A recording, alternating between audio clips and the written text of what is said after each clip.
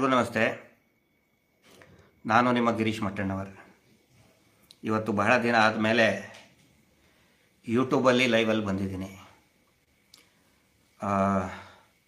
Voice clear ಇದ್ದರೆ, ಯಾರ್ಯಾರು ಲೈವಲ್ಲಿ ಇದ್ದರೆ ವಾಯ್ಸ್ ಕ್ಲಿಯರ್ ಇದ್ದರೆ ಕ್ಲಿಯರ್ ಅಂತ ಒಂದು ಮೆಸೇಜ್ ಹಾಕಿ. ಇವತ್ತು ಅತಿ ಮುಖ್ಯವಾದಂತಹ ಅಪ್ಡೇಟ್ಸನ್ನು, ಇದರ ಮಾಹಿತಿಯನ್ನು ಸಾರ್ವಜನಿಕರಿಗೆ ಮತ್ತು ನಮ್ಮ ಎಲ್ಲ ಆತ್ಮೀಯ ಸೌಜನ್ಯ ಹೋರಾಟಗಾರರಿಗೆ, ಸೌಜನ್ಯ ವಾರಿಯರ್ಸ್ಗೆ ಹಂಚ್ಕೋಬೇಕಾಗಿದೆ. ಇವತ್ತು ಮಾನ್ಯ ನ್ಯಾಯಾಲಯದಲ್ಲಿ, ಹೈಕೋರ್ಟ್ನಲ್ಲಿ ಒಂದು ರಿಟ್ ಪಿಟಿಷನ್ಗೆ ಸಂಬಂಧಪಟ್ಟಂತೆ ಒಂದು ಆದೇಶ ಆಗಿದೆ. ಏನು ಅಂತಂದರೆ, ಏನು SIT ತನಿಖೆಗೆ ಸಂಬಂಧಪಟ್ಟಂತೆ ತನಿಖೆ ನಡೀತಾ ಇದೆ. ಆ ತನಿಖೆಯ ಸಂದರ್ಭದಲ್ಲಿ, ವಿಚಾರಣೆಯ ಸಂದರ್ಭದಲ್ಲಿ ಸೌಜನ್ಯ ಹೋರಾಟಗಾರ ಆದಂಥ ನಮಗೆ ಅನಾವಶ್ಯಕವಾದಂತಹ ಕಿರುಕುಳ ಕೊಡಬಾರದು, ಹರಾಸ್ಮೆಂಟ್ ಮಾಡಬಾರ್ದು, ಯಾವುದೋ ಒತ್ತಡಕ್ಕೆ, ಪ್ರಭಾವಿಗಳ ಒತ್ತಡಕ್ಕೆ ಅಥವಾ ರಾಜಕೀಯ ಒತ್ತಡಕ್ಕೆ ಸಿಲುಕಿ ವಿನಾಕಾರಣ ಅರೆಸ್ಟ್ ಮಾಡೋದಾಗಲಿ, ಇನ್ನೇನೋ ಗಂಟೆಗಟ್ಟಲೆ ಕುಂದಿಸ್ಕೊಂಡು ಮಾನಸಿಕವಾಗಿ ಅಥವಾ ದೈಹಿಕವಾಗಿ ಹಿಂಸೆ, ಕಿರುಕುಳ ಕೊಡೋದಾಗಲಿ ಮಾಡಬಾರದು ಅಂತ ಹೇಳಿ ನ್ಯಾಯಾಲಯದ ಮೆಟ್ಟಲನ್ನು ನಾವು ಏರಿದ್ವಿ. ಹಿರಿಯ ನ್ಯಾಯವಾದಿಗಳಾದಂತಹ ಶ್ರೀಯುತ S. ಬಾಲನ್ ಸರ್ ನಮ್ಮ ಪರವಾಗಿ ವಾದವನ್ನು ಮಂಡಿಸಿದರು. ಈಗ ಕಳೆದ ಅಂದರೆ ನವೆಂಬರ್ 1ನೇ ತಾರೀಕಿಗೆ ಇದರ ಬಗ್ಗೆ ವಿಸ್ತೃತ ಒಂದು ಆದೇಶ ಕೂಡ ಆಗಿತ್ತು ಇದೇ ತಿಂಗಳು. ಅದರಲ್ಲಿ ಕ್ಲಿಯರ್ ಆಗಿ ಹೇಳಿದರು, ಹರಾಸ್ಮೆಂಟ್ ಕೊಡಬಾರ್ದು, ಆಕ್ಟಿವಿಸ್ಟ್ಗಳಿಗೆ, ಸೌಜನ್ಯ ಆಕ್ಟಿವಿಸ್ಟ್ಗಳಿಗೆ ಹರಾಸ್ಮೆಂಟ್ ಮಾಡಬಾರ್ದು ಅಂತ ಹೇಳಿದರು. ಇವತ್ತಿನ ಆದೇಶದಲ್ಲಿ ಆನಂತರ ಸ್ಟೇ ಕೂಡ ಆಗಿತ್ತು. ಅದನ್ನು ನಾನು ಕ್ಲಾರಿಫಿಕೇಶನ್ ಕೊಡ್ತಿದ್ದೀನಿ. ಸ್ಟೇ ಯಾಕೆ ಹೋಗಿದ್ರು, ಯಾರು ಹೋಗಿದ್ರು ಅನ್ನೋದಕ್ಕೂ ಕೂಡ ನಾನು ಕ್ಲಾರಿಫಿಕೇಶನ್ ಕೊಡ್ತಾ ಇದ್ದೀನಿ. ಯಾಕಂತ ಹೇಳಿದರೆ ಬರೀ ಈ ಸುಳ್ಳಿನ ಸಾಮ್ರಾಜ್ಯನೇ ಸಿಕ್ಕಾಪಟ್ಟೆ ಆಗಿದೆ. ಹೀಗಾಗಿ ನಾವು ಆ ಸುಳ್ಳನ್ನು ಕೇಳ್ತಾ ನಾವು ತಲೆನೇ ಕೆಡಿಸ್ಕೊಳ್ತಾ ಇಲ್ಲ. ಏನು ಸುಳ್ಳು ಮಾತಾಡ್ತಾರೋ ಮಾತಾಡಲಿ, ನೋಡೋಣ ಆದೇಶ ಏನು ಬರ್ತದೆ ಅಂತ ಹೇಳ್ಕೊಂಡು ನಾವು ಸುಮ್ಮನೆ ಇದ್ವಿ.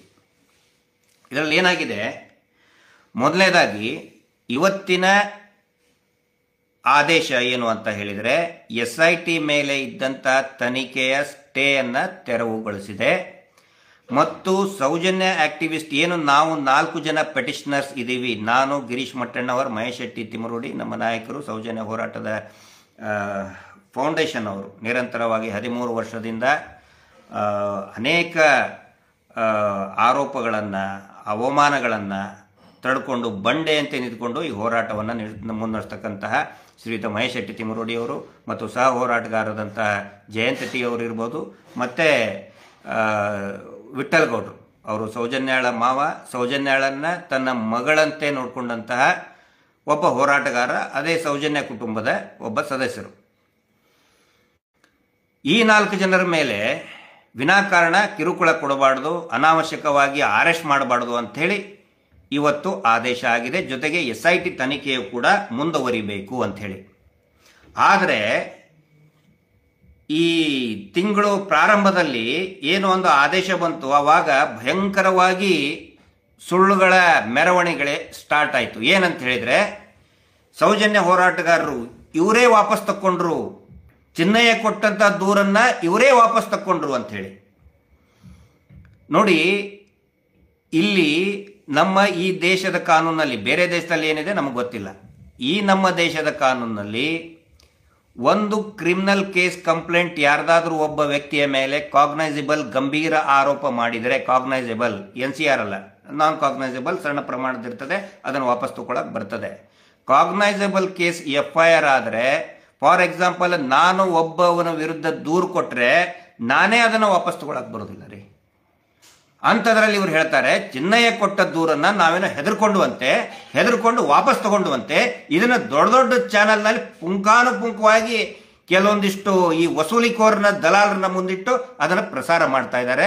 ನಾವು ದೂರನ್ನ ವಾಪಸ್ ತೆಗೆದುಕೊಂಡಿಲ್ಲ. ಇಟ್ ಈಸ್ ಮೊದಲನೇ ಕ್ಲಾರಿಫಿಕೇಶನ್. ಎರಡನೇದಾಗಿ ಸ್ಟೇ ತರಕ್ಕೆ ಹೋಗಿದ್ರಿ ಅಂತೇಳಿ, ಅಂದರೆ SIT ಇನ್ವೆಸ್ಟಿಗೇಷನ್ಗೆ ಸ್ಟೇ ತರಕ್ಕೆ ಹೋಗಿದ್ವಿ ಅಂತೇಳಿ ನಾನು ಬಹಳ ಸ್ಪಷ್ಟವಾಗಿ ಹೇಳ್ತಾ ಇದ್ದೀನಿ. ಸ್ಟೇಗೆ ಅಪ್ಲಿಕೇಶನ್ ಹಾಕಿದ್ದು ನಾವಲ್ಲ. Girish Mattannavar versus state of ಕರ್ನಾಟಕದಲ್ಲಿ ಸ್ಕ್ವಾಶ್ ಮಾಡಿಬಿಡಬೇಕು, ಇದನ್ನು ನಿರ್ನಾಮನೆ ಮಾಡಬೇಕು ಅಂತ ನಾವು ಹಾಕಿದ್ದಲ್ಲ. ಅದು ಇಂಪ್ಲೀಡಿಂಗ್ ಪೆಟಿಷನ್ನಲ್ಲಿ ಇರೋದು. ಬಾಲನ್ ಸರು ಸ್ಕ್ವಾಶ್ ಮಾಡಿ ಅಂತ ಎಲ್ಲೂ ಕೂಡ ಕೇಳಿಲ್ಲ. ನನ್ನ ಹತ್ರ ಕೆಲವೊಂದಿಷ್ಟು ಹಾಕಿದಂಥ ದಾಖಲೆ ಪೆಟಿಷನ್ ಕಾಪಿನೂ ಕೂಡ ಇದೆ. ಆನಂತರ ಇದರಲ್ಲಿ SIT ಅವರು ಯಾವ ರೀತಿ ಅದಕ್ಕೆ ಅವರ ವಿವರಣೆಯನ್ನು ಕೊಟ್ಟಿದ್ದಾರೆ ಅದೆಲ್ಲವೂ ಕೂಡ ಇದೆ. ಟೋಟಲ್ ಒಂದು 36 ಪೇಜಿಂದ ಇದೆ. 36 ಅದನ್ನು ಪ್ರಮುಖ ಅಂಶಗಳನ್ನು ಕೂಡ ಈಗ ಓದಿ ಹೇಳ್ತೇನೆ.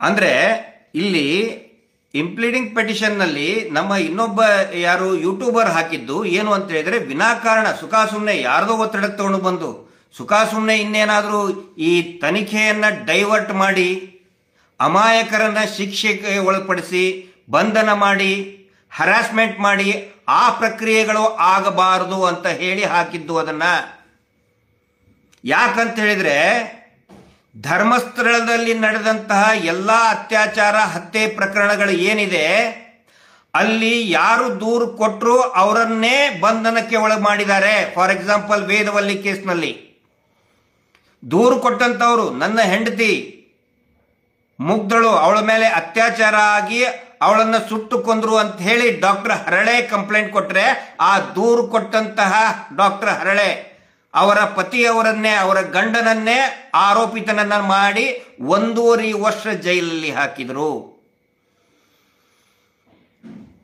ಪದ್ಮಲತಾ ಪ್ರಕರಣದಲ್ಲಿ ಅವ್ರ ತಂದೆನೇ ಸಾವಿಗೆ ಕಾರಣದ, ಅವ್ರ ತಂದೆನೇ ಕೊಂದ್ಬಿಟ್ಟ ಅಂತ ಹೇಳಿ ಅವ್ರ ಮೇಲೇನು ಕೂಡ ಅಪಪ್ರಚಾರ ಸ್ಟಾರ್ಟ್ ಮಾಡಿ ಅವ್ರ ಮೇಲೇನು ಕೂಡ ಎನ್ಕ್ವೈರಿ ಮಾಡಿದ್ದಾರೆ.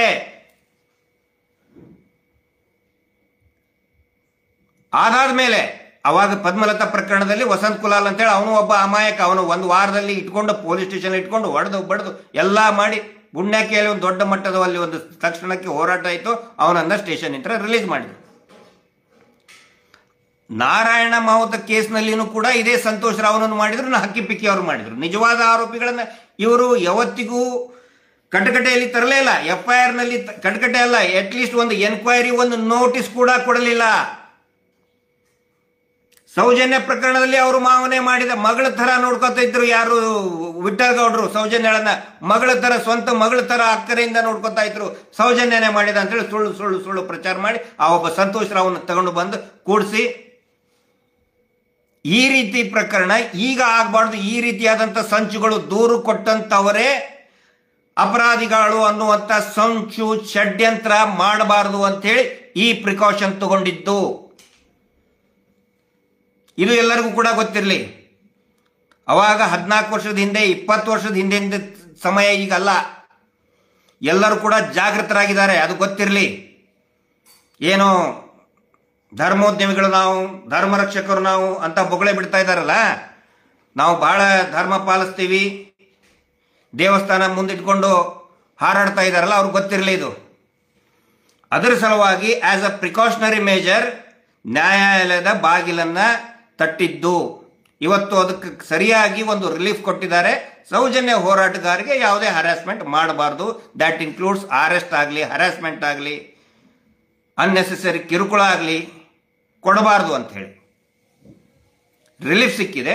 ಆನಂತರ ಇಲ್ಲಿ ನೋಡಿ, ಇವರು ಹೇಳ್ತಾ ಇದಾರಲ್ಲ ಷಡ್ಯಂತ್ರ ಮಾಡಿದ್ರು. ಇದು ಬಹಳ ಒಂದು ಒಳ್ಳೆಯ ನಿರ್ಣಯ ಅಂತ ನಾನು ಯಾಕೆ ಸ್ವಾಗತ ಮಾಡ್ತಾ ಇದ್ದೀನಿ ಅಂತ ಹೇಳಿದ್ರೆ, ಷಡ್ಯಂತ್ರ ಅಂತ ಏನೇನು ಹೇಳ್ತಾ ಇದ್ರಲ್ಲ, ಇದರಲ್ಲಿ ವಿವರಣೆ ಏನು ಕೊಟ್ಟಿದ್ದಾರೆ SIT ಇಂದ ಬಹಳ ಪ್ರಮುಖವಾಗಿ ನೋಡಿ. ಇದು in the high court of Karnataka at Bengaluru, ನಮ್ದು 32456/2025 Girish Mattannavar versus state of Karnataka. ಇದರಲ್ಲಿ ಈ ಅಗಳೆ ಒಂದು ಯಾವುದೋ ಟಿವಿ ಚಾನಲ್ ಅಲ್ಲಿ ಹೇಳ್ತಾ ಇದ್ರು. ಅವತ್ತು ಹೇಳಿದ್ರು ಬಂಧನದ ಭೀತಿ, ಅರೆಸ್ಟ್ ಆಗ್ತಾರೆ, ಬಂಧನದ ಭೀತಿ, ಡವ ಡವ ಡವ. ಏಯ್, ಯೂಸ್ಲೆಸ್ ಟಿ ವಿ ಚಾನಲ್ ನೀವು ಮಾತಾಡ್ತಿರಲ್ಲ, ನಿಮಗೇನು ಇದರಲ್ಲಿ ನೋಡಿ ಏನಿದೆ, ರೈಟಿಂಗ್ನಲ್ಲಿ ಹೇಳ್ತಾರೆ, ವಾದ ವಿವಾದದಲ್ಲಿ ಮಾಡಬೇಕಾದ್ರೆ ಅವರ ಅಡ್ವೊಕೇಟು ವಕೀಲರು ಹೇಳೋದು ಬೇರೆ, ಬಟ್ ರೈಟಿಂಗ್ನಲ್ಲಿ ಏನು ಕೊಟ್ಟಿದ್ದಾರೆ ಓದಿ ಹೇಳ್ತೀನಿ, ಸ್ವಲ್ಪ ಕೇಳಿ. ಎಣ್ಣೆ ಗಿಣ್ಣೆ ಹಾಕ್ಕೊಂಡು ಬರ್ರಿ ಕಿವಿ ಒಳಗೆ, ಅಥವಾ ಕಿವಿ ಕ್ಲೀನ್ ಸಾಫ್ ಮಾಡ್ಕೊಂಡು ಬನ್ನಿ. It is submitted that the petitioner has no locus to challenge the FIR in which they are not named as an accused. ಈ FIR ನಲ್ಲಿ ಅವರು ಆರೋಪಿಗಳೇ ಅಲ್ಲ. ಕಳಿಸ್ತಾ ಇದ್ದೀನಿ, ಇದನ್ನ ನಾನು ಇನ್ಸ್ಟಾದಲ್ಲಿಯೂ ಹಾಕ್ತೀನಿ, ಸೋಷಿಯಲ್ ಮೀಡಿಯಾ ಇದರಲ್ಲಿ ಕೂಡ ಹಾಕ್ತೀನಿ, ಎಲ್ಲ ಯೂಟ್ಯೂಬರ್ಸ್ಗೂ ಕೂಡ ಕಳಿಸ್ತೀನಿ, ಮಾಧ್ಯಮದವ್ರಿಗೂ ಬೇಕಾದ್ರೆ ಕಳಿಸ್ತೀನಿ. ನಿಮಗೆ ಆತ್ಮಸಾಕ್ಷಿ ಇದ್ದರೆ ಇದನ್ನ ಪಬ್ಲಿಷ್ ಮಾಡಿ, ಟೆಲಿಕಾಸ್ಟ್ ಮಾಡಿ. ನಾವು ಆರೋಪಿಗಳೇ ಅಲ್ಲ ಅಂತ ಹೇಳಿದ್ದಾರೆ ಅದರಲ್ಲಿ. Because they have received our BNSS 35(3) BNSS notice to appear and cooperate with the investigation. ಇನ್ವೆಸ್ಟಿಗೇಷನ್ಗೆ ಕೋಆಪರೇಟ್ ಮಾಡಲಿ ಅಂತ ಕಳಿಸಿದ್ದೀವಿ, ಅವ್ರನ್ನ ನಾವು ಅಕ್ಯೂಸ್ ಮಾಡಿಲ್ಲ ಅಂತ ಇಲ್ಲಿ ಅವರು ಬಹಳ ಸ್ಪಷ್ಟವಾಗಿ ಹೇಳ್ತಾ ಇದ್ದಾರೆ. ಆನಂತರ ನೀವು ಕೇಳ್ಬೋದು, ಹಾಗಿದ್ರೆ ಮತ್ತೆ ಅವರು ಅರೆಸ್ಟ್ ಮಾಡಂಗಿಲ್ಲ ಅಂತ ಹೇಳಿದ್ರೆ ನೀವು ಯಾಕೆ ಇದನ್ನ ಮಾಡಿದ್ರಿ ಅಂತ ಹೇಳಿ. ಇದು ಟಿವಿ ಚಾನಲ್ನಲ್ಲಿ ಹೋಗಿ ಅರೆಸ್ಟ್ ಮಾಡ್ತಾರೆ.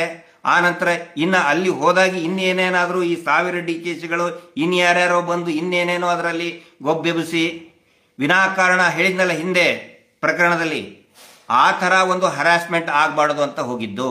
ನೆಕ್ಸ್ಟ್ ತುಂಬ ಇಂಪಾರ್ಟೆಂಟ್ ಇದೆ, ದಯವಿಟ್ಟು ಕೇಳಿ, ಯಾರ್ಯಾರಿಗೆ ಆಸಕ್ತಿ ಇದೆ, ನಿಜ ತಿಳ್ಕೋಬೇಕು, ದಯವಿಟ್ಟು ಇದನ್ನು ಕೇಳಿ. ಪ್ಯಾರಾ ನಂಬರ್ 7 SIT ಅವರು ಬರೆದಿದ್ದು, ಗಿರೀಶ್ ಮಠನ್ ಅವರು ಬರೆದಿದ್ದಲ್ಲ, SIT ಅವರು ಕೊಟ್ಟಂತ ಎಕ್ಸ್ಪ್ಲನೇಷನ್.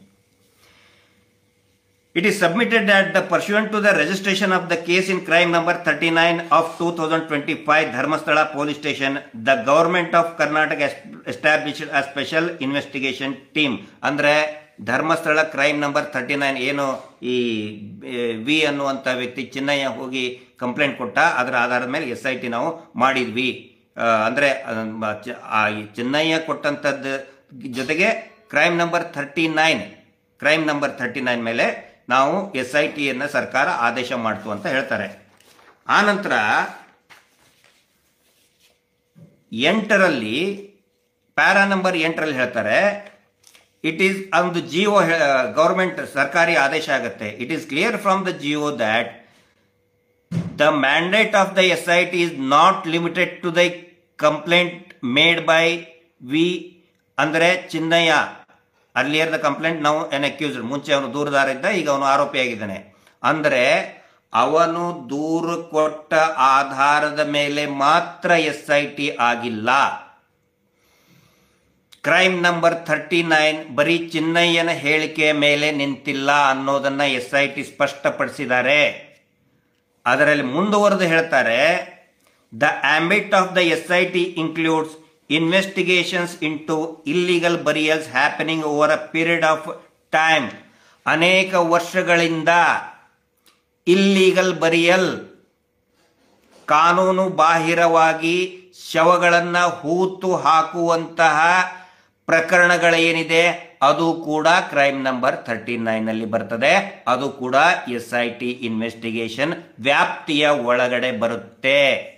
ಅಂದರೆ over a period of time, ಅನೇಕ ವರ್ಷಗಳಿಂದ ಇಲ್ಲಿಗಲ್ ಬರಿಯಲ್ ಆಗಿದೆ ಅನ್ನೋದು SITಯ ಗಮನಕ್ಕೆ ಬಂದಿದೆ. Many aspects of the case which are currently under investigation, ಸದ್ಯಕ್ಕೆ ಈಗ ತನಿಖೆಯ ಹಂತದಲ್ಲಿ ಇರುವಾಗ, many aspects are not at all connected to the claims of illegal burials by complainant. Very important point. ಇದು ಬರೀ ಚಿನ್ನಯ್ಯ ಹೇಳಿದಂತಹ ಇಲ್ಲಿಗಲ್ ಬರಿಯಲ್ಗಳು ಅಲ್ಲ, ಅದನ್ನು ಹೊರತುಪಡಿಸಿಯೂ ಕೂಡ ಅನೇಕ ಇಲ್ಲಿಗಲ್ ಬರಿಯಲ್, ಅಕ್ರಮವಾಗಿ ಹೂತು ಹಾಕಿದಂತಹ ಪ್ರಕರಣಗಳ ಬಗ್ಗೆಯೂ ಕೂಡ SIT ತನಿಖೆ ನಡೆಸ್ತಾ ಇದೆ. ಅದಕ್ಕೆ ಒಂದು ಉದಾಹರಣೆಯನ್ನು ಕೊಟ್ಟಿದ್ದಾರೆ. ಏನಂತ ಹೇಳಿದ್ರೆ, the recent discoveries of skulls and other human remains, ಅಂದ್ರೆ other human remains at Banglegudda area by the SIT. ಬಂಗ್ಲೆಗುಡ್ಡೆಯಲ್ಲಿ ಸಿಕ್ಕಂತಹ ತಲೆಬುರುಡೆ ಮತ್ತು ಇನ್ನಿತರ ಮಾನವನ ಅವಶೇಷಗಳು ಸಿಕ್ಕಿದೆ, ಅದರ ಕುರಿತಾಗಿಯೂ SIT ತನಿಖೆ ಮಾಡುತ್ತಿದೆ ಅಂತೇಳಿ ಪ್ಯಾರಾ ನಂಬರ್ 8ರಲ್ಲಿ ಬಹಳ ಸ್ಪಷ್ಟವಾಗಿ SIT ಬರೆದಿದೆ.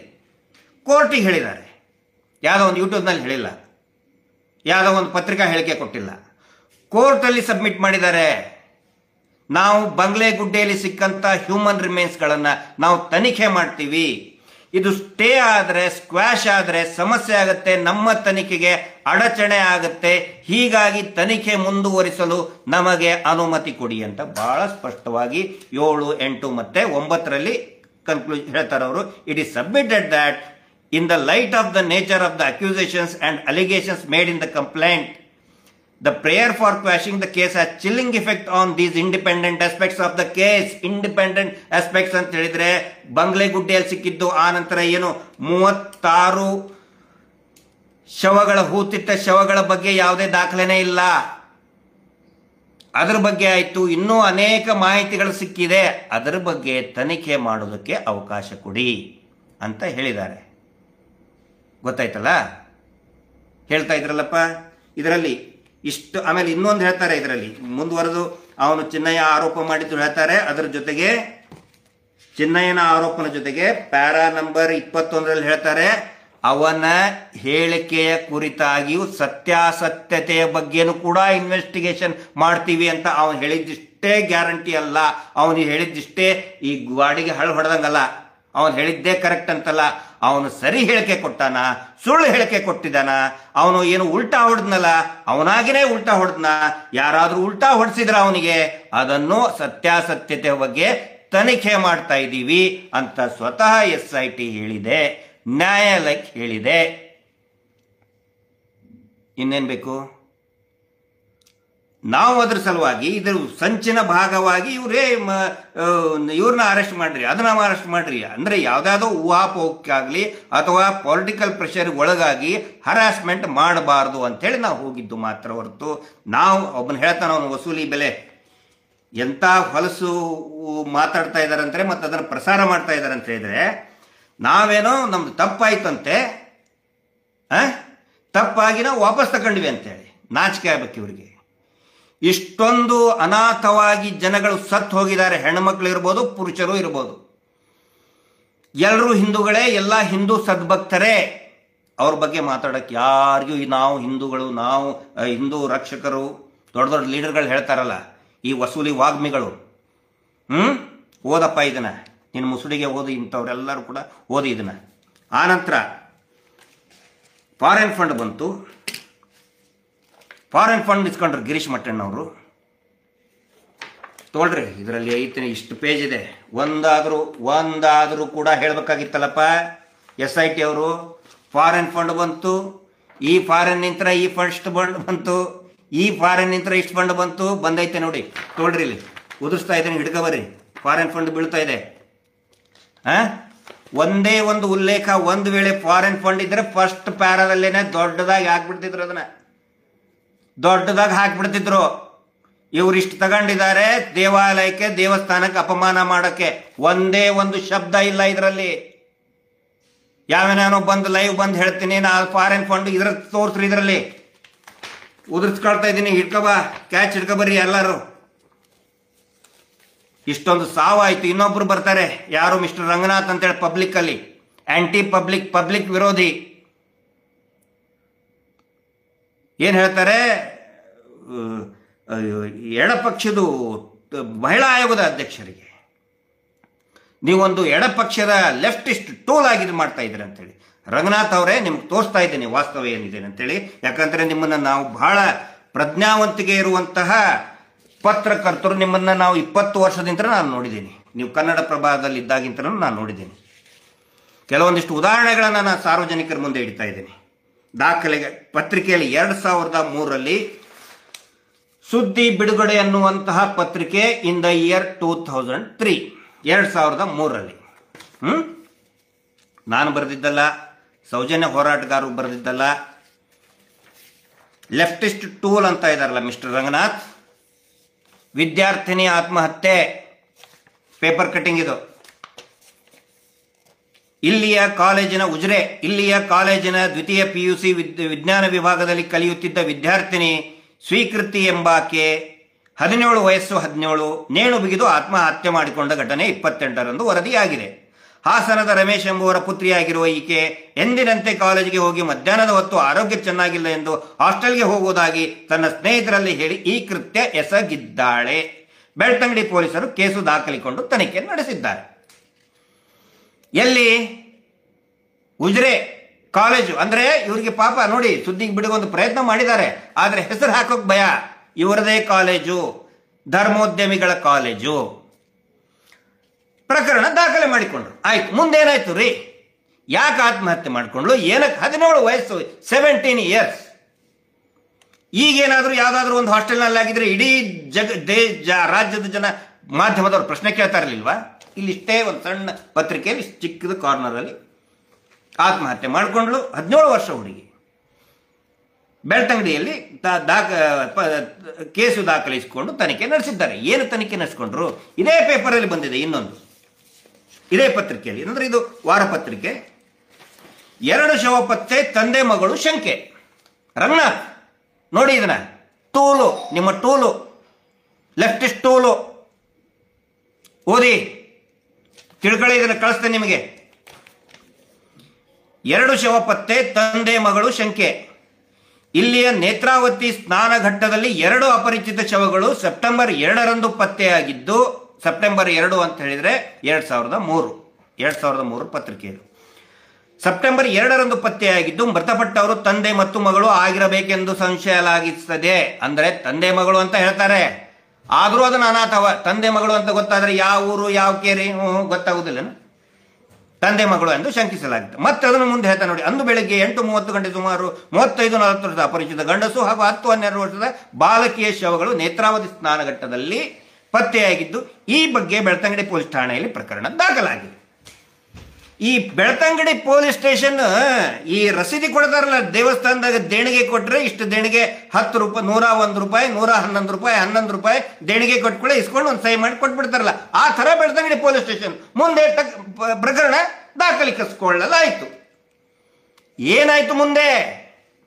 ರಂಗನಾಥ ಮಾತಾಡಿ. ರಂಗನಾಥ, ನಿಮ್ಮ ಮನೆ ಮಗಳು, ನಿಮಗೆ ಗೊತ್ತಿರುವಂತ ಅಪ್ಪ ಮಗಳು ಸತ್ತಿದ್ರೆ ಹಿಂಗೆ tool kit, left tool kit ಮಾತಾಡ್ತಿದ್ರೇನ್ರಿ ನೀವು? ನಾಚಿಕೆ ಆಗಬೇಕು. ಹೆಲ್ಮೆಟ್ ಹಾಕೊಂಡು ಹೋಗ್ರಿ, ಜನ ಉಗಿತಾರೆ, ಕ್ಯಾಕರ್ಸ್ ಉಗಿತಾರೆ. ರಂಗನಾಥ್, ನಿಮಗೆ ಬೇರೆಯವ್ರ ಬಗ್ಗೆ ಮಾತಾಡಲ್ಲ. ಪವರ್ ಟಿವಿ, ಥರ್ಡ್ ಕ್ಲಾಸ್ ಅವರೆಲ್ಲ ವಸೂಲಿ ಬಾಜಿ ಮಾಡ್ಕೊಂತಾನೆ, ಅದ್ರ ವಸೂಲಿ ಮಾಡೋದ್ರ ಸಲುವಾಗಿನೇ ಚಾನಲ್ ಇಟ್ಟಿದ್ದಾರೆ. ಇನ್ನೊಬ್ನವನು ಅಜಿತ್ ಜೈನ್ ಅಂತ ಹೇಳಿ ರಾತ್ರಿ ಹೊತ್ತೆಲ್ಲ ಕುಡಿದು ತಿಂದು ಎಲ್ಲೆಲ್ಲೋ ಚರಂಡಿ ಯಾರೋ ಅಜಿತ್ ಮಂಗಕ್ಕನವರು ಚರಂಡಿಯಲ್ಲಿ ಬಿದ್ದು ಒಳ್ಳಾಡ್ತಾರೆ. ಅವ್ರಿಗೇನು ಕೇಳೋ ಅವಶ್ಯಕತೆ ಇಲ್ಲ. ಅದ್ರ ಸಲುವಾಗಿನೇ ಹುಟ್ಟಿದ್ದಾರೆ, ಅದ್ರ ಸಲುವಾಗಿನೇ ಟಿವಿ ಚಾನಲ್ ಬಂದು ಇವ್ರು ಏನೋ ಗುಲಾಮರಾಗಿ ಕೆಲಸ ಮಾಡ್ತಾರೆ. ಅವ್ರ ಬಗ್ಗೆ ಮಾತಾಡಲ್ಲ. ನಿಮ್ಮನ್ನ ನಾವು ರಂಗನಾಥ್ ಅವರೇ ಒಬ್ಬ ಪ್ರಜ್ಞಾವಂತಿಕೆ ಇರೋರು ಅಂತ ನಂಬ್ಕೊಂಡಿದ್ವಿ ನಾವು. ಇವೆಲ್ಲ ಏನ್ರಿ ಇವು? ಕೇಳಬೇಕಲ್ಲ ನೀವು. ಪಬ್ಲಿಕ್ ರೀ ಇವರು ಸತ್ತಂತವ್ರು. ರಂಗನಾಥ್, ನಿಮ್ ಟಿವಿ ಚಾನಲ್ ಹೆಸರು ಇಟ್ಕೊಂಡಿದ್ದೀರಿ ನೀವು. ಟೂಲ್ ಕಿಟ್ ಅಂತೆ, ಟೂಲ್ ಕಿಟ್ಟು. ಇನ್ನೂ ಒಂದಿದೆ, ಗೌರಿ ಲಂಕೇಶ್ ಪತ್ರಿಕೆಯಲ್ಲಿ ಅವಾಗ ಬಂದಿದ್ದು. ಯಾಕೆ ಗೌರಿ ಲಂಕೇಶ್ ಅವರ ಹತ್ಯೆ ಆಯಿತು ಅದು ಕೂಡ ಗೊತ್ತಿದೆ. ಇದರಲ್ಲಿ ಬರೀತಾರೆ, ವರದಿಯಾಗುತ್ತೆ, ಮೈಸೂರಿನಿಂದ ಬಂದಂತಹ 17 ವರ್ಷದ ಬಾಲಕಿಯನ್ನ ಅಲ್ಲಿರ್ತಕ್ಕಂತಹ ಪ್ರಭಾವಿಗಳ ಮಕ್ಕಳು ಅತ್ಯಾಚಾರ ಮಾಡ್ತಾರೆ. 17 ವರ್ಷದ ಮೈಸೂರಿನಿಂದ ಬಂದಂತಹ ಬಾಲಕಿಯನ್ನ ಅವಾಗ ಪ್ರಭಾವಿಗಳ ಮಕ್ಕಳು ಎಂದು ಹೇಳಿ ಪೊಲೀಸರು ರಾಜಿ ಮಾಡಿ ಕಳಿಸಿರುತ್ತಾರೆ. ಯಾರಿಲ್ವಾ ಇದರಲ್ಲಿ? ನಿಮ್ಮ ಮಕ್ಕಳು, ನಿಮ್ಮ ಮನೆ ಹೆಣ್ಮಕ್ಳು, ನಿಮ್ಮ ಹೆಂಡತಿ, ನಿಮ್ಮ ರಿಲೇಷನ್ನು, ನಿಮ್ಮ ಫ್ರೆಂಡ್ಸು ಇದ್ರೆ ಟೂಲ್ ಕಿಟ್ಟು, ಮಹಿಳಾ ಆಯೋಗದ ಅಧ್ಯಕ್ಷರು, ಲೆಫ್ಟಿಸ್ಟು, ರೈಟಿಸ್ಟು,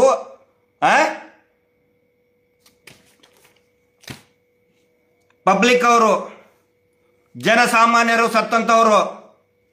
ಅದರ ಸಲುವಾಗಿ ಮಹಿಳಾ ಆಯೋಗದವರು ಕೇಳಿದ್ದಾರೆ, ಏನು ತಪ್ಪಿದೆ? ನಾವು ಟೀಕೆ ಮಾಡಿದ್ವಿ. ಯಾವಾಗ ಖುಷಿ ಪ್ರಕರಣದಲ್ಲಿ, ರಾಮನಗರ ಖುಷಿ ಪ್ರಕರಣದಲ್ಲಿ ನಾವು ಟೀಕೆ, ಆರೋಗ್ಯಕರವಾದಂತ ಟೀಕೆ ಮಾಡಿದ್ವಿ. ಯಾವಾಗ ನ್ಯಾಯ ಸಿಗೋದಿಲ್ಲ ಟೀಕೆ ಮಾಡ್ತೀವಿ. ಆದ್ರೆ ಈ ಏನೋ ಧರ್ಮೋದ್ಯಮಿ ಇದ್ದಾನೆ, ಮಂಜುನಾಥ ಸ್ವಾಮಿಯನ್ನೇ ನಂಬುವುದಿಲ್ಲ, ಮಂಜುನಾಥ ಸ್ವಾಮಿಯನ್ನ ಬರೇ ನಿಮ್ಮಂಥವ್ರಿಗೆ ಎಲುಬು ಬಿಸಾಕಿ, ಮೂಳೆ ಬಿಸಾಕಿ, ನಿಮಗೆ ಬಿಸ್ಕೆಟ್ ಬಿಸಾಕಿ ಬೊಗಳ್ಸಾಕ್ ಹಚ್ಚಿದಾನಲ್ಲ, ಅವನ ವಕ್ತಾರರಾಗಿ ಮಾತಾಡ್ತಾ ಇದ್ರಲ್ಲ. ನಿಮ್ಮಂತಹ ಪ್ರಜ್ಞೆ ಇರುವಂತವ್ರು ಅಟ್ಲೀಸ್ಟ್ ಒಂದು ಕಾಮನ್ ಸೆನ್ಸ್ ಇಟ್ಕೊಂಡು ಮಾತಾಡಬೇಕಿತ್ತು. ಮಿಸ್ಟರ್ ರಂಗನಾಥ್, ಏನಂತ ತಿಳ್ಕೊಂಡಿದ್ರಿ ಏನ್ ಮುಂಚೆ ಅನ್ಕೊಂಡಿದ್ರು ನೀವೇನ್ ಬ್ರಹ್ಮಾಂಡ ಜ್ಞಾನಿ, ನೀವು ಹೇಳಿದ್ದೆಲ್ಲ ನಿಜ, ಆ ತರ ಮಾತಾಡ್ತೀರಿ ನೀವು. ಯಾವಾಗ ನೀವು ಚಿಪ್ಪಿನ ಸ್ಟೋರಿ ಹೇಳಿದ್ರಿ, ಯಾವಾಗ ಗೊತ್ತಾಯ್ತು ನಿಮ್ಮ ಬಂಡವಾಳ? ಈಗ ಸಂಪೂರ್ಣವಾಗಿ ನಿಮ್ಮ ಬಂಡವಾಳ ಬಟ್ಟ ಬಯಲಾಗಿದೆ. ಉತ್ತರ ಕೊಡ್ರಿ ಇದಕ್ಕೆ. ಅಪ್ಪ ಮಗಳು ಸಾವು, ಅಪ್ಪ ಮಗಳು ಅನಾಥ, ಅಪ್ಪ ಮಗಳು ಅಂತ ಹೇಳ್ತಾರೆ. ಯಾವ ಊರು ಯಾವ ಕೇರಿ ಹೇಳೋದೇ ಇಲ್ಲ. ಕೊಡ್ರಿ ಉತ್ತರ ರಂಗನಾಥ್, ಮಿಸ್ಟರ್ ರಂಗನಾಥ್, ನಿಮ್ಮ ಟಿವಿ ಚಾನಲ್ ಅಲ್ಲಿ. ನಾಚಿಕೆ ಆಗ್ಬೇಕು. ಅದಕ್ಕೆ ಹೇಳ್ತಾನೆ, ಪಬ್ಲಿಕ್ ಅಲ್ಲಿ ಓಡಾಡಿದ್ರೆ ಕ್ಯಾಕರ್ಸ್ ಹೋಗಿದ್ದಾರೆ ನಿಮಗೆ. ಹೆಲ್ಮೆಟ್ ಚಿಪ್ ಹಾಕೊಂಡು ಓಡಾಡ್ರಿ ನೀವು ಇನ್ಮೇಲೆ ತಲೆಗೆ. ನಾನ್ಸೆನ್ಸ್.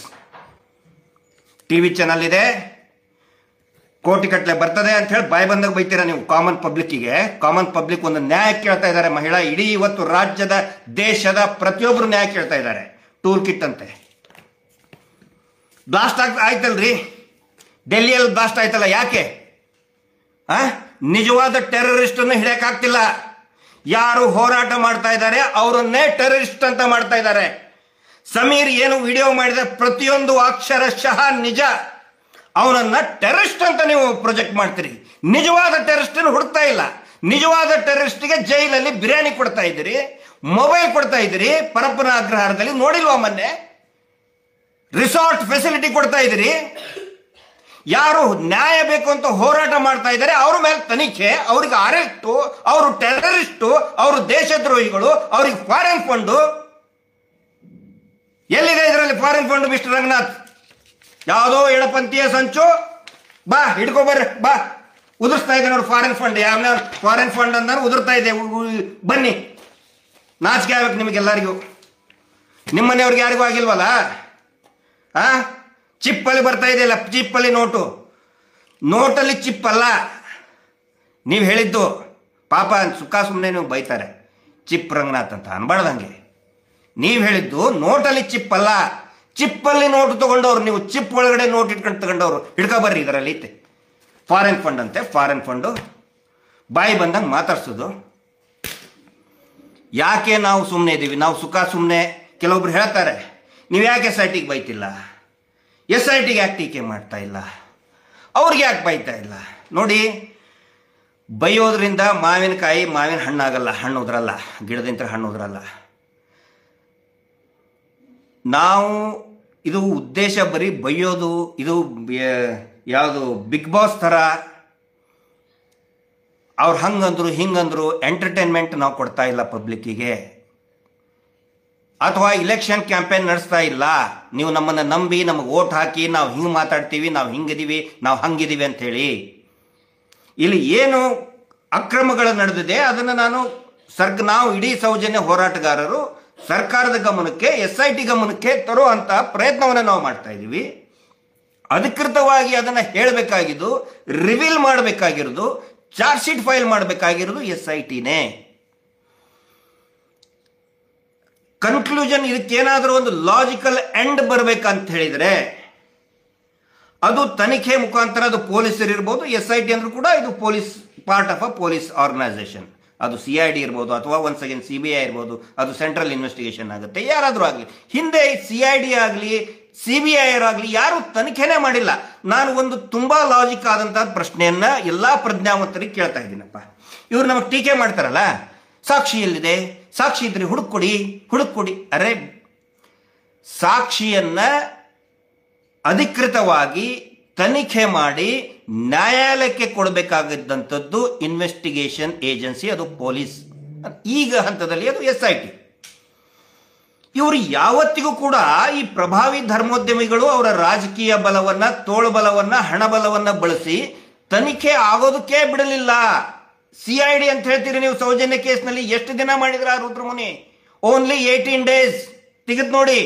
ಅಂತ ರುದ್ರಮುನಿ ಇಟ್ಕೊಂಡು ಟಿವಿನಲ್ಲಿ 18 ದಿನದಲ್ಲಿ ಬರೀ 4 ದಿನ ತನಿಖೆ ಮಾಡಿದವನಿಗೆ ಇಡೀ ದಿನ ಕುತ್ಕೊಂಡು ಪುಂಗಿ ಓದಿಸ್ತಿದ್ದಾರೆ. ರುದ್ರಮುನಿ ಮಾಡಿದ only for 4 days, total period 18 days. CBI ದವ್ರು ಎಲ್ಲಿ ತನಿಖೆ ಮಾಡಿದ್ರು? CID ಕೊಟ್ಟಂತ ವರದಿನೇ ಕನ್ನಡದಲ್ಲಿ ಇದ್ದಿದ್ದು ಇಂಗ್ಲಿಷ್ನಲ್ಲಿ ತರ್ಜುಮೆ ಮಾಡಿ ಹೋಗ್ಬಿಟ್ರು. ಪದ್ಮನಾಭದ ಕೇಸ್ನಲ್ಲಿ CID ತನಿಖೆ ಆಯಿತು, ಏನು ತನಿಖೆ ಮಾಡಲೇ ಇಲ್ಲ. ಆಗಿಂದಾಗೆ 4-5 ದಿನದಲ್ಲಿ ಕ್ಲೋಸ್. ವೇದವಲ್ಲಿ ಪ್ರಕರಣದಲ್ಲಿ ನೋ ತನಿಖೆ. ಸಾಕ್ಷಿ ಹೆಂಗೆ ಸಿಗಬೇಕು ಸ್ವಾಮಿ? ಈಗ 3 ತಿಂಗಳ ನಂತರ ಮಾಡ್ತಾ ಇದ್ದಾರೆ. ಅಟ್ಲೀಸ್ಟ್ ಆಯ್ತು, ನಮ್ಮ ಮೇಲೆ ಅವರು ಆರೋಪ ಮಾಡ್ತಾರೆ, ನಾವು ಫೇಸ್ ಮಾಡ್ಬೇಕದನ್ನು. ನನ್ನ ಅಭಿಪ್ರಾಯ ಹೇಳ್ತಾ ಇದ್ದೀನಿ, ನಾನು ಸ್ವಂತ ಅಭಿಪ್ರಾಯ ಹೇಳ್ತಾ ಇದ್ದೀನಿ. ನನಗೇನೋ ಅಂದ್ಬಿಟ್ರು, ಏನೋ ಆಗ್ಬಿಟ್ಟು ಅದಕ್ಕೆ ನಿಲ್ಲಿಸ್ಬಿಡಿ. ಅಲ್ಲ, ನಮಗೆ ಬೈತೀರಾ ಬೈರಿ. ನಾನು ಗಿರೀಶ್ ಮಟ್ಟಣ್ಣವರು ಇನ್ನೂ 10 ಎನ್ಕ್ವೈರಿ ಫೇಸ್ ಮಾಡ್ತೀನಿ. ನಾನು 10 ಎನ್ಕ್ವೈರಿ ಫೇಸ್ ಮಾಡ್ತೀನಿ. ಆದರೆ ಟ್ರೂತ್ ರಿವೀಲ್ ಆಗಬೇಕು. ಆರೋಪಿಗಳು ಯಾರಿದ್ದಾರೆ ಕಂಡು ಹಿಡಿದು ಅವರಿಗೆ ಶಿಕ್ಷೆ ಆಗಬೇಕು. ಅದ್ರ ಸಲುವಾಗಿ ನಾವು ಸುಮ್ಮನೆ ಇದ್ದೀವಿ, ತಾಳ್ಮೆಯಿಂದ ಇದ್ದೀವಿ. ನಾವು ಹೇಳ್ದಂಗೆ ದಿನ ಮುಂಜಾನೆ ಮಧ್ಯಾಹ್ನ ಸಾಯಂಕಾಲ ರಾತ್ರಿ BP ಮಾತ್ರೆ ತಗೊಂಡಂಗೆ SITಗೆ ಬೈಯೋದು, ಸರ್ಕಾರಕ್ಕೆ ಬೈಯೋದು, ಅವ್ರಿಗೆ ಬೈಯೋದು, ಬೈದರೆ ಏನು ಪ್ರಯೋಜನ ಆಗಲ್ಲ. ತನಿಖೆಯನ್ನ ಮಾಡಿ ಸಬ್ಮಿಟ್ ಮಾಡಬೇಕಾಗಿರೋದು ಅಧಿಕೃತವಾಗಿ SITನೇ. ಹಿಂಗಾಗಿ ಲೆಟ್ ಅಸ್ ವೇಟ್. ಒಂದು ವರದಿ ಅಂತ ಕೊಡ್ತೀನಿ ಅಂತ ಹೇಳಿದರೆ let us wait for their report. SIT report ಅನ್ನ ತಾಳ್ಮೆಯಿಂದ ನಾವು ಕಾಯ್ತಾ ಇದ್ದೀವಿ. ಅದರಲ್ಲಿ ಅನಗತ್ಯವಾಗಿ ನಮಗೆ ಹರಾಸ್ಮೆಂಟ್ ಮಾಡೋದು, ಅರೆಸ್ಟ್ ಮಾಡೋದು ಮಾಡಿದರೆ ಖಂಡಿತ ಬಾಲನ್ ಅಂತ ಸ್ಟ್ರಾಂಗ್ ಅಡ್ವೊಕೇಟ್ಸ್ ಇದ್ದಾರೆ. ನಮಗೂ ಕೂಡ ಒಳ್ಳೆ ಟೀಮ್ ಇದೆ. ಇನ್ನು ಸುಮಾರು ಜನ ಇದ್ದಾರೆ. ದೆಹಲಿಯಲ್ಲಿ ಒಂದು ಟೀಮ್ ಇದೆ, ಬೆಂಗಳೂರಿನಲ್ಲಿ ಕೂಡ ಒಳ್ಳೊಳ್ಳೆ ಅಡ್ವೊಕೇಟ್ಸ್ ಇದ್ದಾರೆ. ಧನಂಜಯ್ ಸರ್ ಅಂತ ಅಡ್ವೊಕೇಟ್ ಇದ್ದಾರೆ. ಒಳ್ಳೆ ಒಂದು ಟೀಮ್ ಇದೆ. ಈ ಹಿಂದೆ ಮಾಡಿದಂಥ ಪ್ರಕರಣದಲ್ಲಿ ಅಮಾಯಕ ಸಂತೋಷ್ ರಾವ್ನ ಸೇರಿದಂಗೆ ನಮ್ಮನ್ನು ಸೇರ್ಸಕ್ಕೆ ಹೋದರೆ ನಾವು ಸುಮ್ಮನೆ ಇರಲ್ಲ. SIT ಅಧಿಕಾರಿಗಳು, ಕೆಳ ಹಂತದ ಅಧಿಕಾರಿಗಳು ಏನಾದರೂ ತಪ್ಪು ಮಾಡಿದರೆ ಅದ್ರ ಕೋರ್ಟಲ್ಲಿ ನಾವು ಪ್ರಶ್ನೆ ಮಾಡ್ತೀವಿ. ಅದಕ್ಕೆ ಆದಂಥ ಪ್ಲಾಟ್ಫಾರ್ಮ್ ಇದೆ. ಹಂಗಂತ ಹೇಳಿ ದಿನ ನಮಗೆ ಬೈಯೋಕ್ಕಾಗೋದಿಲ್ಲ. ಅದನ್ನು ಬಯಸ್ಬಿಡಿ ದಯವಿಟ್ಟು. ಯಾರು ನಾವು ಬೈಬೇಕು SITಗೆ? ಯಾಕೆ ಬೈಬೇಕು? ಕಾರಣ ಇದ್ರೆ will question it in the court. ಇವತ್ತು ಅದನ್ನು ಮಾಡಿದ್ದೇವೆ. ಇನ್ನೇನಾದರೂ ತೊಂದರೆ ಮಾಡಿದರೆ ಆ ಅಪ್ರೋಪ್ರಿಯೇಟ್ ಪ್ಲಾಟ್ಫಾರ್ಮ್ ಅಲ್ಲಿ ನಾವು ಕ್ವಶನ್ ಮಾಡ್ತೇವೆ. ಅದರ ಅರ್ಥ ಇಟ್ ಈಸ್ ನಾಟ್ ಸೌಜನ್ಯ ಹೋರಾಟಗಾರರು ವರ್ಸಸ್ SIT ಅಲ್ಲ. ಸೌಜನ್ಯ ಹೋರಾಟಗಾರರು ವರ್ಸಸ್ ಅತ್ಯಾಚಾರಿಗಳು, ನಾಟ್ ವರ್ಸಸ್ SIT. ದಯವಿಟ್ಟು ಪ್ರತಿಯೊಬ್ಬರು ಅರ್ಥ ಮಾಡ್ಕೊಳ್ಳಿ. ಇದು ನನ್ನ ಅಭಿಪ್ರಾಯ ಹೇಳ್ತಾ ಇದ್ದೀನಿ. ಯಾಕಂತ ಹೇಳಿದ್ರೆ ಒಂದು ಎಂಡ್ ಅಂತ ಬರಬೇಕಲ್ಲ, ಒಂದು ಕನ್ಕ್ಲೂಸಿವ್ ಪ್ರೂಫ್ ಇಲ್ಲ ಅಂತ ಇವರೇ ಹೇಳ್ತಾರೆ. ಇವ್ರು SIT ನಿಲ್ಸೋದು ಇವರೇ, ಸಾಕ್ಷಿ ಎಲ್ಲಿದೆ ಕೊಡಿ ಅಂತ ಹೇಳಿದ್ರೆ. ಅಲ್ಲ ಸ್ವಾಮಿ, ಸಾಕ್ಷಿಯನ್ನ ಹುಡುಕಿ ತೆಗೆಯೋದು ಒಬ್ಬ ಪೊಲೀಸರ ಕೆಲಸ ರೀ. ಅದು ನಮ್ಮ ಹತ್ರ ಇದ್ದಿದ್ದನ್ನ ಪೊಲೀಸರು ಕೊಡಬಹುದು ಅಷ್ಟೇ. ಅದು ನಾವು ಕೊಟ್ಟಿದ್ದು ಚಾರ್ಜ್ ಶೀಟ್ ಆಗೋದಿಲ್ಲ. ಅದು ಅರ್ಥ ಮಾಡ್ಕೋಬೇಕೆಲ್ಲರೂ. ಹಿಂಗಾಗಿ ತಾಳ್ಮೆಯಿಂದ ನಾವು ಯಾವತ್ತಿಗೂ ಕೂಡ ಇದನ್ನು ನಿಲ್ಲಿಸ್ಬಿಡ್ಬೇಕು. ಅದನ್ನು ದೂರು ಅರ್ಜಿ ಇವರು ಹೇಳ್ತಾರೆ, ವಸೂಲಿ ಬೆಲೆಗಳಂತ ದಲಾಲರು ಹೇಳ್ತಾರಲ್ಲ, ಯಾರು ಕೂಡ ನಾವು ವಾಪಸ್ ತಕ್ಕೊಂಡಿಲ್ಲ. ನಮ್ಮ ಉದ್ದೇಶ ಈ ಏನು ಅನೇಕ ಸೌಜನ್ಯ ಪ್ರಕರಣ ಇರ್ಬೋದು, ನಾಳೆ ಸೌಜನ್ಯ ಪ್ರಕರಣದ ಕೂಡ ಎವಿಡೆನ್ಸ್ ಸಿಗ್ಬೋದು ರೀ. Who knows. ಹಿಂಗಾಗಿ ತಾಳ್ಮೆಯಿಂದ ಇನ್ನೂ ಹೇಳೋದು ಸಾಕಷ್ಟಿದೆ, ಮಾತಾಡೋದು ಸಾಕಷ್ಟಿದೆ. ಇವತ್ತು ಕೋರ್ಟ್ ನಿಂತರ ಆ ನಂತರ ಇವರೇನು ಹೇಳ್ತಾ ಇದ್ರಲ್ಲ, ಷಡ್ಯಂತ್ರ. ಈ ಷಡ್ಯಂತ್ರ ಅನ್ನೋದು 5 ದಶಕಗಳಿಂದ ಷಡ್ಯಂತ್ರ ಮಾಡಿದ ಅದೇ ಗುರಾಣಿಯನ್ನು ಹಿಡ್ಕೊಂಡು ಬಂದಿದ್ದಾರೆ. ಇವತ್ತಿನ ನ್ಯಾಯಾಲಯದ ತೀರ್ಪಿನ ಅತ್ಯಂತ ಪ್ರಮುಖ ಅಂಶ ಅಂತ ಹೇಳಿದ್ರೆ, ನಮಗೇನು ಮಾನ್ಯತೆ ಕೊಟ್ಟಿದ್ದಾರಲ್ಲ ಅದರಲ್ಲಿ ಬಹಳ ಕ್ಲಿಯರ್ ಆಗಿದೆ. ಯಾವುದೇ ಷಡ್ಯಂತ್ರ ಅನ್ನೋದೇ ಇಲ್ಲ. ಹಿಂಗಾಗಿ ನಮಗೆ ರಿಲೀಫ್ ಇದೆ. ಅಕಸ್ಮಾತ್ ಷಡ್ಯಂತ್ರ ಅನ್ನೋದೇನಾದರೂ SIT ಅವರು ಪ್ರೂವ್ ಮಾಡಿದ್ರೆ ಹೇಳ್ತಿದ್ರು, ರಿಲೀಫ್ ಯಾಕೆ ಕೊಡ್ತಿದ್ರು ರೀ? 5 ದಶಕದಿಂದ ಅದೇ ಷಡ್ಯಂತ್ರ ಎಲ್ಲಿದ್ದಾರೆ ಹುಡುಕ್ರಿ? ಇದರಲ್ಲಿ ಅವ್ರು ಹಾಕಿದ ಅಬ್ಜೆಕ್ಷನ್ 36 ಪೇಜ್ನಲ್ಲಿ ಎಲ್ಲಿದೆ ಷಡ್ಯಂತ್ರ? ಇವತ್ತು ಅದು ಪ್ರೂವ್ ಆಗಿದೆ, ಯಾವುದೇ ಷಡ್ಯಂತ್ರ ಇಲ್ಲ ಅಂತ ಹೇಳಿ ಬಹಳ ಸ್ಪಷ್ಟವಾಗಿ ಕ್ಲಿಯರ್ ಆಗಿ, ಕ್ರಿಸ್ಟಲ್ ಕ್ಲಿಯರ್ ಆಗಿ ಗೊತ್ತಾಗಿದೆ, ಯಾವುದೇ ಷಡ್ಯಂತ್ರ ಇಲ್ಲ. ಹಿಂಗಾಗಿ ಅವ್ರು ಹೇಳಿದ್ರು ಬೇರೆ ಬೇರೆ ತನಿಖೆಗಳನ್ನು ಇಂಡಿಪೆಂಡೆಂಟ್ ನಮಗೆ ನಾವು ಕಂಡುಕೊಂಡಿದ್ದೀವಿ, ತನಿಖೆ ಮಾಡ್ತಾ ಇದ್ದೀವಿ. ಎಸ್, ಅದರ ಸಲುವಾಗಿ ನಮ್ದು ಯಾವುದೇ ಅಬ್ಜೆಕ್ಷನ್ ಇಲ್ಲ. ನಾನು ಎಲ್ರಿಗೂ ಹೇಳೋದಿಷ್ಟೇ ನೋಡಿ, ನಿರಂತರವಾದಂಥ ಹೋರಾಟಗಳು ನಡೀತಾ ಇದೆ. ಇವತ್ತು ಬೇರೆ ಬೇರೆ ಸಂಘಟನೆಗಳು, ಧರ್ಮಸ್ಥಳ ದೌರ್ಜನ್ಯ ವಿರೋಧಿ ವೇದಿಕೆ, ಕೊಂದವರು ಯಾರು ಅಂತೇಳಿ ಮಹಿಳಾ ಸಂಘಟನೆದವರು ಬಂದಿದ್ದಾರೆ. ಧರ್ಮಸ್ಥಳ ದೌರ್ಜನ್ಯ ವಿರೋಧಕ್ಕೆ ನಮ್ಮ ನವೀನ್ ಅವರು ಇರ್ಬೋದು, ಹರೀಶ್ ಭೈರಪ್ಪನವರು, ಒಂದು ದೊಡ್ಡ ಏನು ಪ್ರಗತಿಪರರು, ಚಿಂತಕರು. ಫ್ರೀಡಮ್ ಪಾರ್ಕ್ನಲ್ಲಿ, ಬರೀ ಫ್ರೀಡಮ್ ಪಾರ್ಕ್ನಲ್ಲಿ ಅಲ್ಲ, ಅದಾದ ನಂತರ ನಿರಂತರವಾಗಿ ಇಡೀ ರಾಜ್ಯಾದ್ಯಂತ ಪ್ರತಿಭಟನೆಗಳನ್ನು, ಸಭೆಗಳನ್ನು ಮಾಡಿದರು. ದಲಿತ ಸಂಘಟನೆಗಳಿದೆ, ಕನ್ನಡ ಪರ ಸಂಘಟನೆಗಳು ಹೋರಾಟ ಮಾಡ್ತಾ ಇದ್ದಾರೆ. ಯಾಕಂತ ಹೇಳಿದ್ರೆ ಎಲ್ರಿಗೂ ಗೊತ್ತಿದೆ ಇಲ್ಲಿ ಎಷ್ಟೊಂದು ಅನಾಚಾರಗಳು ಆಗಿದೆ ಅಂತ ಪ್ರತಿಯೊಬ್ಬರಿಗೂ ಗೊತ್ತಿದೆ. ಅದಕ್ಕೆ ಒಂದು ಲಾಜಿಕಲ್ ಎಂಡ್ ಬರಬೇಕು. ಹೀಗಾಗಿ ನಾವೆಲ್ಲರೂ ಕೂಡ ತಾಳ್ಮೆಯಿಂದ ನಮ್ಮ ಅನಿಸಿಕೆಗಳನ್ನು ವ್ಯಕ್ತಪಡಿಸೋಣ. ಸರ್ಕಾರದ ಮುಂದೆ ತರುವಂತ ಪ್ರಯತ್ನ ಆಗಬೇಕು. ತಾಳ್ಮೆಯಿಂದ ಈ ಏನು ಒಂದು ಹೋರಾಟ ಇದೆ ಇದನ್ನ ಮುಂದೆ ನಡೆಸಿಕೊಂಡಂತ ಮಹೇಶ್ ಶೆಟ್ಟಿ ತಿಮ್ರೋಡಿಯವರು 13 ವರ್ಷದಿಂದ ಅನುಭವಿಸಿದಂತ ಅವಮಾನ ಇಲ್ಲ. ಅಷ್ಟಾದ್ರೂ ಕೂಡ ಗಟ್ಟಿಯಾಗಿ ಬಂಡೆಗಲ್ಲಂತ ನಿಂತಿದ್ದಾರೆ. ಈ ಒಂದಿಷ್ಟು ಹುಳುಗಳು ಅವರು ನಮ್ಮನ್ನ ಒಗ್ಗಟ್ಟನ್ನ ಮುರಿಯುವಂತ ಪ್ರಯತ್ನ ಮಾಡ್ತಾ ಇದ್ದಾರೆ. ಆದರೆ ನಮ್ಮ ಒಗ್ಗಟ್ಟು ಮುರಿಯೋದು ಅವರ ಕನಸಿನಲ್ಲಿಯೂ ಕೂಡ ಸಾಧ್ಯ ಇಲ್ಲ. ನಾವೆಲ್ಲರೂ ಕೂಡ ಜೇನುಗೂಡಿನಂತೆ ಒಗ್ಗಟ್ಟಾಗಿದ್ದೀವಿ.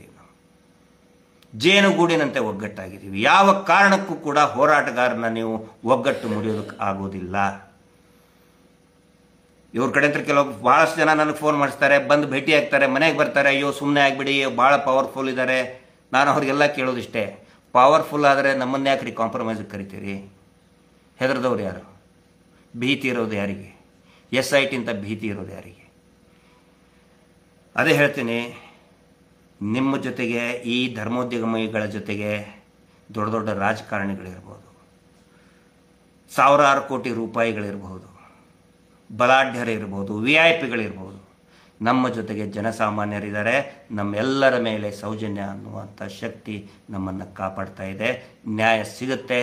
ತಾಳ್ಮೆಯಿಂದ ಒಂದು SIT ತನಿಖೆ ಮುಂದುವರೆದು ಇದಕ್ಕೆ ಒಂದು ತಾರ್ಕಿಕ ಅಂತ್ಯ ಸಿಕ್ಕೇ ಸಿಗುತ್ತೆ ಅನ್ನುವ ನಂಬಿಕೆ ನನಗಿದೆ. ಈ ಮಾತಿ ಕೆಲವೊಂದು ಜನ ನಮಗೆ ಟೀಕೆ ಮಾಡ್ತಾರೆ, ನೀವು ಯಾಕೆ SITನ ವಹಿಸ್ಕೋತೀರಿ ಅಂತೇಳಿ. ಇರಲಿ, ಎಲ್ಲದಕ್ಕೂ ಕೂಡ ರಿಸಲ್ಟ್ ಬಂದಾಗಲೇ ಗೊತ್ತಾಗುತ್ತೆ. ನಂಬಿಕೆ ಇಟ್ಕೊಂಡು ಮುಂದೆ ಹೋಗ್ಬೇಕು. ನಾವು ಏನಾದರೂ ಒಂದು ಹೆಜ್ಜೆ ಇಡಬೇಕಾದ್ರೂ ಕೂಡ ರಸ್ತೆಯಲ್ಲಿ ನಾವು ಹೋಗಬೇಕಾದ್ರೆ ಆಕ್ಸಿಡೆಂಟ್ ಆಗಿಬಿಡ್ತದೆ, ಬೈಕ್ ತೊಗೊಂಡು ಹೋದರೆ ಆಕ್ಸಿಡೆಂಟ್ ಆಗಿಬಿಡ್ತದೆ, ಫ್ಲೈಟಲ್ಲಿ ಹೋದರೆ ಕ್ರ್ಯಾಶ್ ಆಗಿಬಿಡ್ತದೆ, ಸತ್ಬಿಟ್ರೆ ನಾವು ಹೋಗೋದೇ ಬಿಡಲ್ವಾ? ನಂಬಿಕೆ ಇರಬೇಕು. ನಂಬಿಕೆ ಇಟ್ಕೊಂಡು ಮುಂದೆ ಹೋಗ್ತಾ ಇದ್ದೀವಿ. ತಮ್ಮೆಲ್ಲರ ಒಂದು ಸಹಕಾರ ಇರಲಿ. ಆದಷ್ಟು ಬೇಗ ನ್ಯಾಯ ಸಿಗಲಿ. ನ್ಯಾಯದ ಹಂಬಲದೊಂದಿಗೆ ಇವತ್ತಿನ ನನ್ನ ಮಾತು ಮುಗಿಸ್ತಾ ಇದ್ದೀನಿ. ಆನಂತರ ಈ ವಿಡಿಯೋ ಇದೆ, ಇದಕ್ಕೆ ಯಾವುದೇ ಅಪ್ಲೈ ಆಗೋದಿಲ್ಲ, ಏನು ಕಾಪಿರೈಟ್ಸ್ ಅಪ್ಲೈ ಆಗೋದಿಲ್ಲ. ಯಾರು ಬೇಕಾದರೂ ಕೂಡ ಇದನ್ನು ಪ್ರಸಾರ ಮಾಡಬಹುದು. ಯಾಕೆ ನಾನು ಇಷ್ಟು ದಿನ ಮಾಡೋಕ್ಕಾಗ್ತಾ ಇಲ್ಲ ಅಂತ ಹೇಳಿದ್ರೆ, ನಂದು ಇನ್ಸ್ಟಾಗ್ರಾಮ್ನು ಕೂಡ ರಿಪೋರ್ಟ್ ಮಾಡಿ. ನಾವು ಮಹೇಶ್ ಶೆಟ್ಟಿ ತಿಮ್ರೋಡಿಯವರು, ಜಯಂತ್ ಅವರು, ಆನಂತರ ಸಮೀರ್ ಅವರು ಇದ್ದಂಥ ಎಲ್ಲ ಫೋಟೋಗಳನ್ನು ಚೈಲ್ಡ್ ಅಬ್ಯೂಸ್ಮೆಂಟ್ ಅಂತ ಹಾಕಿ ರಿಪೋರ್ಟ್ ಮಾಡಿ ನಾನು ಲೈವ್ ಮಾಡ್ದಂಗೆ ಮಾಡಿದ್ದಾರೆ. ಲೈವ್ ಮಾಡಬಾರ್ದು. ಫೇಸ್ಬುಕ್ನು ಕೂಡ ರಿಪೋರ್ಟ್ ಮಾಡಿ ಬಂದ್ ಮಾಡಿದ್ದಾರೆ. ಹೀಗಾಗಿ ನಾನು ಇವತ್ತು ಈ ಯೂಟ್ಯೂಬ್ನಲ್ಲಿ ಲೈವ್ ಬಂದಿದ್ದೀನಿ. ಯಾರಾದರೂ ಕೂಡ ಇದನ್ನು ಪ್ರಸಾರ ಮಾಡಬಹುದು. ಯಾವುದೇ ಕಾಪಿರೈಟ್ಸ್ ಅನ್ವಯ ಆಗುವುದಿಲ್ಲ. ಆನಂತರ ಸತ್ಯವನ್ನು ಪ್ರಸಾರ ಮಾಡತಕ್ಕಂತಹ ಎಲ್ಲ ಯೂಟ್ಯೂಬ್ಗಳನ್ನು ದಯವಿಟ್ಟು ಸಬ್ಸ್ಕ್ರೈಬ್ ಮಾಡಿ. ಈ ಸುಳ್ಳು ಜೊಳ್ಳು ಮೇಲ್ನೋಟಕ್ಕೆ ನೋಡಿದ ತಕ್ಷಣವೇ ಗೊತ್ತಾಗುತ್ತೆ ಇವರು ಮಾರಿಕೊಂಡಂಥವ್ರು ಅಂತ. ದಯವಿಟ್ಟು ಅಂಥವ್ರಿಗೆ ದುಡ್ಡು ಹಾಕಿ, ನಿಮ್ಮ ಡಾಟಾ ಕರೆನ್ಸಿ ಹಾಕಿ ಅದನ್ನು ನೋಡಿ ಟೈಮ್ ವೇಸ್ಟ್ ಮಾಡ್ಕೊಳ್ಳೋಕೆ ಹೋಗಬೇಡಿ.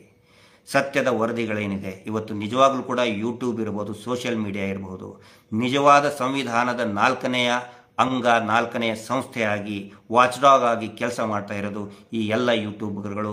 ದಯವಿಟ್ಟು ಅದನ್ನು ಸಬ್ಸ್ಕ್ರೈಬ್ ಮಾಡಿ. ನಿಜವಾದ ಪತ್ರಿಕೋದ್ಯಮಕ್ಕೆ ಹೆಚ್ಚಿನ ಬಲ ಕೊಡಿ.